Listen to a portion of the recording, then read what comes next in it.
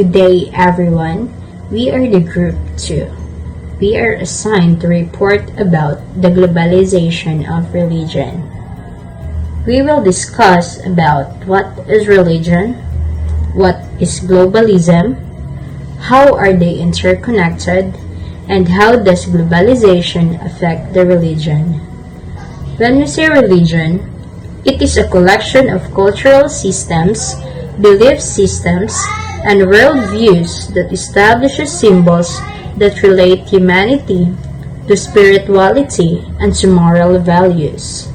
It is also concerned with one's sacred and assumes that there is the possibility of communication between humans and the transcendence.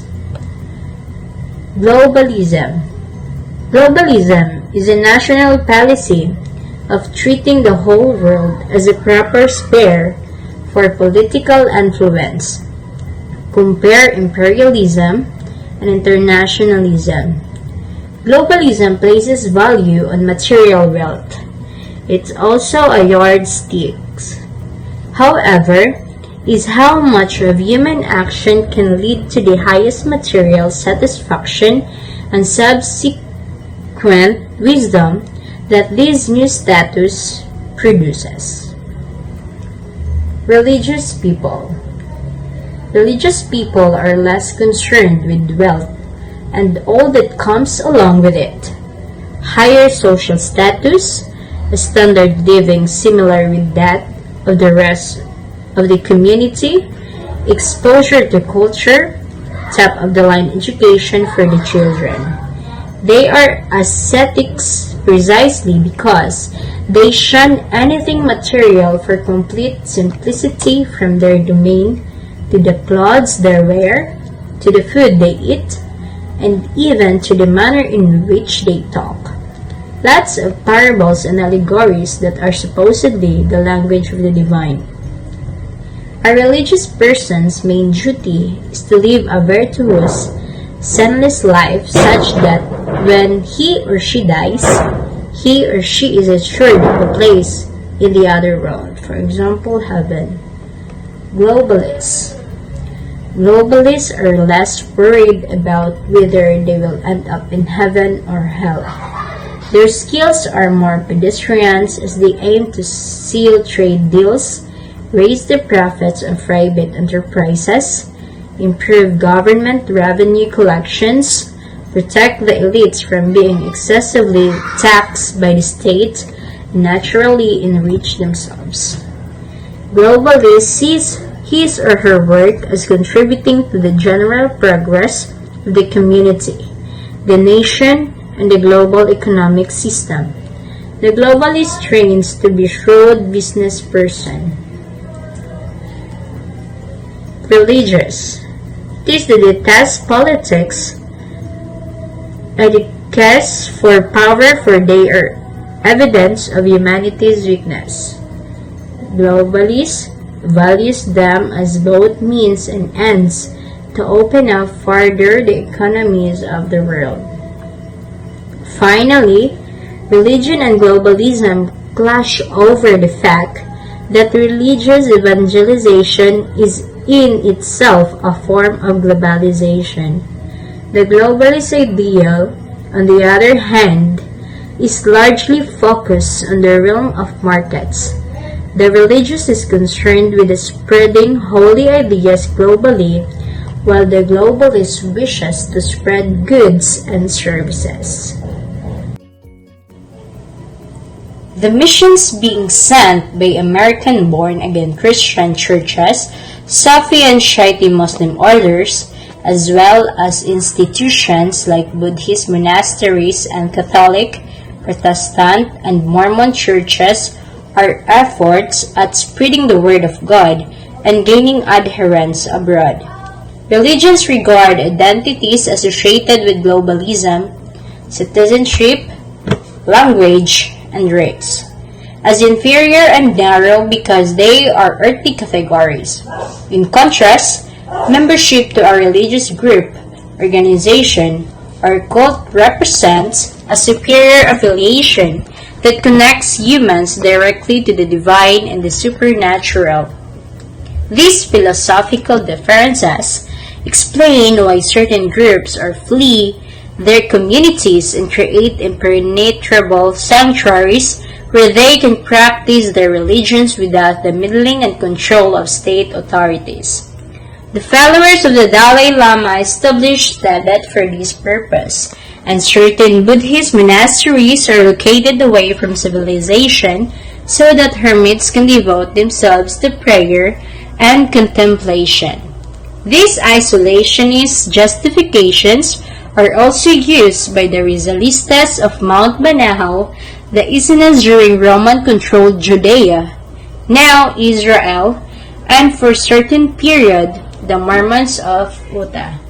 These groups believe that living among non-believers will distract them from their mission or tempt them to abandon their faith and become sinners like everyone else. Priestesses and monks lead the first revolts against colonialism in Asia and Africa, warning that these outsiders were out to destroy their people's gods and way of life. Arguments are being invoked by contemporary versions of these millenarian movements that wish to break away from the hold of the state or vow to overthrow the latter in the name of God. Now let's talk about the realities of globalization of religion. In actuality, the relationship between religion and globalism is much more complicated. According to Peter Berger, a sociologist, he argues that far from being secularized, the contemporary world is furiously religious. In most of the world, there are veritable explosions of religious fervor or religious compassion occurring in one form to another in all the major religious traditions like Christianity, Judaism, Islam, Hinduism, Buddhism, and, if one wants to call it a religion, even Confucianism.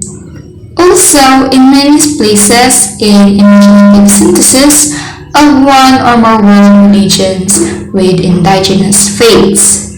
Religions are also the foundations of modern republics, like for example the Malaysian government, where they placed religion at the center of their political system, and its constitution states that, quote-unquote, Islam is the religion of the federation, and the rulers of each state was also the lead of the religion of Islam, end quote. Another depiction of this is the ideology of the late Iranian religious leader Ayatollah Ruhollah Khomeini, where he bragged about the superiority of Islamic rule over its secular counterparts and pointed out that there is no fundamental distinction among constitutional despotic, dictatorial, democratic, and humanistic regimes, end quote. To him, he believed that all secular ideologies were the same, they were flawed, and only Islamic rule was the superior form of government because it was spiritual. Yet Iran calls itself a republic, a term that is associated with the secular. Moreover, religious movements do not hesitate to appropriate secular themes and practices, like the Moderate Muslim Association Nahdlatul Ulama in Indonesia, where it has Islamic schools which is called pesantren, where students are taught not only about Islam, but also the modern science, the social science, modern banking, civic education, rights of women, pluralism, and democracy. But in other cases, religion was the result of a shift in the state policy. An example for this is the Church of England. It was shaped by the rationality of modern democratic and bureaucratic culture. King Henry VIII broke away from Roman Catholicism and established his own church to bolster his own power. Another example for this is in the United States, where the religion and law were fused together to help build this called modern secular society. It was observed in the early 1800s by French historian and diplomat Alexis de Tocqueville, who wrote that, quote, not only do Americans practice their religion out of self-interest, but they often even place in this world the interest which they have in practicing in it, end quote. Jose Casanova confirms this statement by noting that, quote, historically, religion has always been at the very center of all great political conflicts and movements of social reform. From independence to abolition, from activism to suffrage, from prohibition to civil rights movement. The religion had always been at the center of these conflicts, but also on both sides of political barricades, and it remains the case until today with the power of the Christian right on the Republican Party.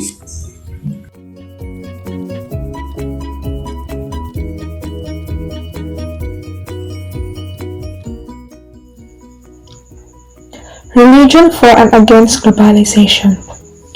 There is hardly a religious movement today that does not use religion to oppose profane globalization. Yet, two of the so-called old world religions, Christianity and Islam, see globalization less as an obstacle and more as an opportunity to expand their reach all over the world.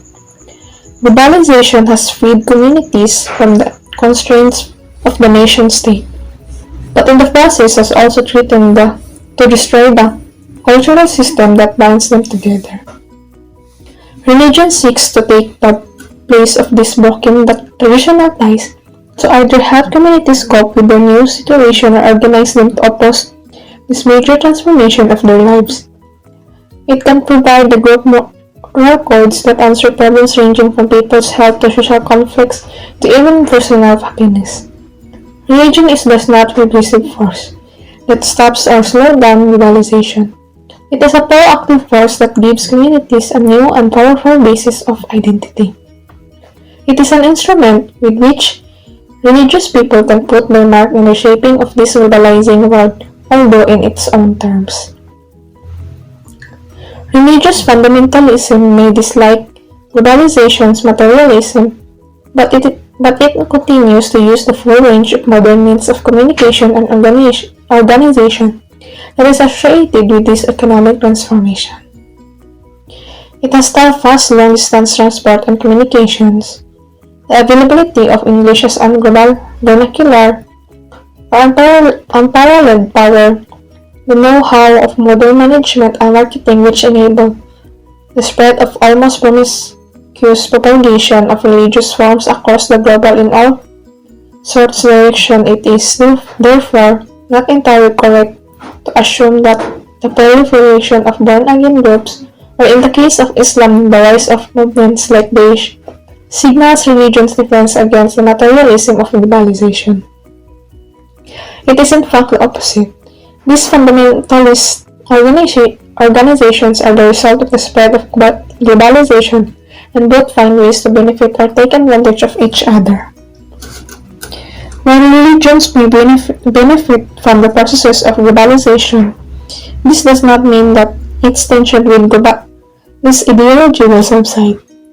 Some Muslims view globalization as a Trojan horse, hiding supporters of Western values like secularism, liberalism, or even communism ready to spread these ideas in their areas to eventually displace Islam. The World Council of Churches An association of different Protestant congregations has criticized economic globalization's negative effects. It felt that we as churches makes ourselves accountable to victims of the project of economic globalization by becoming the latter's advocates inside and outside the centers of power. The Catholic Church and its dynamic leader, Pope Francis, likewise condemned globalization through our culture that is fatally destined to suffocate hope and increase risk in treats. The Lutheran World Federation 10th Assembly's 292-page declaration message included economic and feminist critics of globalization, sharing the voices of members of the Church who were affected by globalization, and contemplation on the different pastoral ethical reflection that members could use to guide their opposition.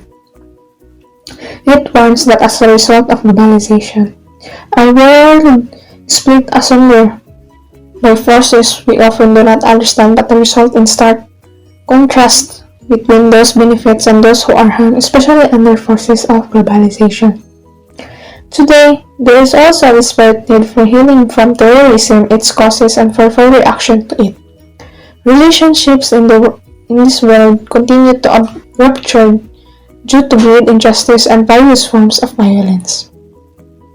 These advocacies to reverse or mitigate economic globalization eventually gained the attention of globalist institutions. In 1998, World Bank brought religious leaders in discussions about global poverty, leading eventually to a cautious, muted, and qualified collaboration in 2000. Although it is only yielded significant results, it was evident enough that institutional advocates of globalization could be responsive to the liberationist moral critiques of economic globalization coming from the religious.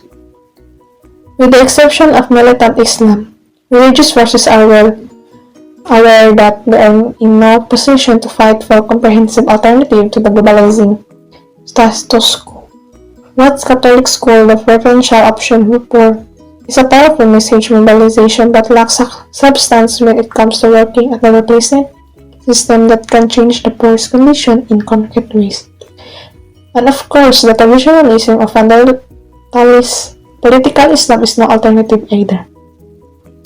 The terrorism of ISIS is unlikely to create a caliphate governed by justice and stability. In Iran, the unchallenged superiority of a religious autocracy is stifled all freedom of expression, distorted democratic rituals like election, and tainted the opposition. Conclusions. For the phenomenon that is about everything, it is odd that globalization is seen to have very little to do with religion. As Peter Bayer and Laurie Bayman observe that religion, it seems, is somehow outside looking at globalization as problem or potential. One reason for this perspective is that association of globalization with modernization, which is a concept of progress that is based on science, technology, reasons, and the law.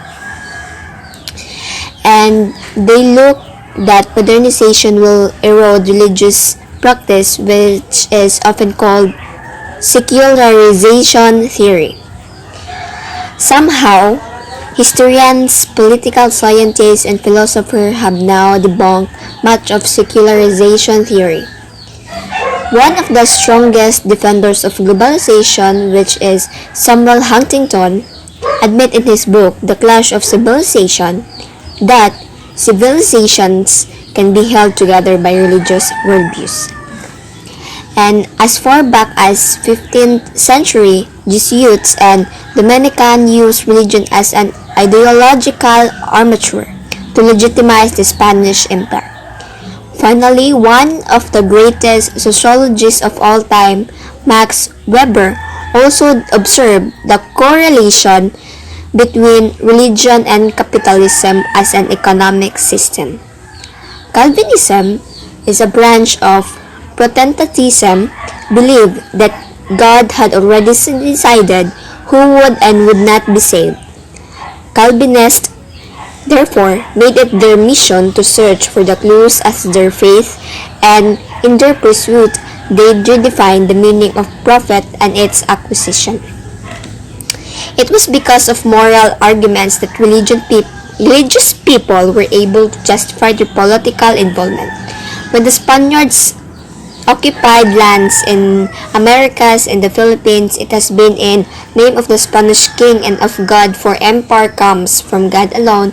83 then, over 300 years later, American President William McKinley claimed that after a night of prayer and soul-searching, he had concluded that it was the duty of the United States to educate the Filipinos and uplift and civilize and Christianize them by God's grace. Do the very best we could do by them. And finally, as explained earlier, religious leaders have used religion to wield influence in political arena, whether as outsider criticizing the pitfalls of pro-globalization regimes, or as integral members of coalition who plays key important roles in policy decision making and implementation of government projects. So despite their inflexible features of warnings or petition, well, hell is the real place prepared by Allah for those who do not believe in Him, rebel against His laws, and reject His messengers. The premises of salvation but our citizenship is in heaven. Under obligatory pilgrimages, the visits to Bethlehem or Mecca, religions are actually quite malleable. So the globalists therefore have no choice but to accept this reality that the religion is here to stay. Globalization has a great impact on religion as people and cultures move across the globe. As ideas are mobilized and transported by media technology, the religious globalization will go on and on. It has its pros and cons. People should cope with the flow of information and choose their own peaceful way. And to our mind, finally, the globalization will end in complete domination of one of them over the rest.